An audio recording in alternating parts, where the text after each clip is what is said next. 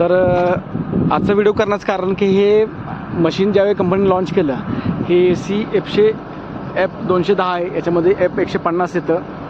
तर ही यांनी क्रेन मस्त बनवलेलं आहे, मार्केटमध्ये चाललीसुद्धा. पण मला असंही म्हणायचं आहे की आता ह्यांनी क्रेन बनवली, याला 50 काचा द्यायची काय गरज होती? समोर साईडला बेंड काच दिली, ठीक आहे, विजिबिलिटी प्रॉब्लेम येतो, वरती हाईटला वगैरे लोडिंग करताना अनलोडिंग करायला प्रॉब्लेम येतो, ठीक आहे, बेंड ग्लास दिली त्याच्यामधून विजिबिलिटी मिळेल, ठीक आहे. तर त्याच्यानंतर आता इथं दरवाजाला एक खिडकी बनवलेली आहे यांनी, ही ठीक आहे, ऑपरेटरला हवा मिळायला पाहिजे, ती पण ठीक आहे. राईट साईडला पण एक खिडकी, ती पण ठीक आहे. पाठीमागे खिडकी ठीक आहे. आता इथं हे 3 तुकडे करायची काय गरज नव्हती की एक इथे खिडकी इथे तुकडा, इथं अखंड एक फिक्स केला. आता नवीन मशीनमध्ये त्यांनी तेवढं अपग्रेड केलं आहे, ती चांगली गोष्ट आहे. काय होते, 50 तुकडे करायची गरजच नाही ना, कसलं घाण दिसते उस कॅबिन ते. आता त्या साईडला पण 2 तुकडे गेले, तिकडे एक खिडकी केली किंवा तिथे एक खिडकी ठेवली, त्या साईडला पूर्ण पत्रा लावला किंवा काय केलं, म्हणजे कॉस्ट कमी होईल आणि आपलं काम चांगलं होईल.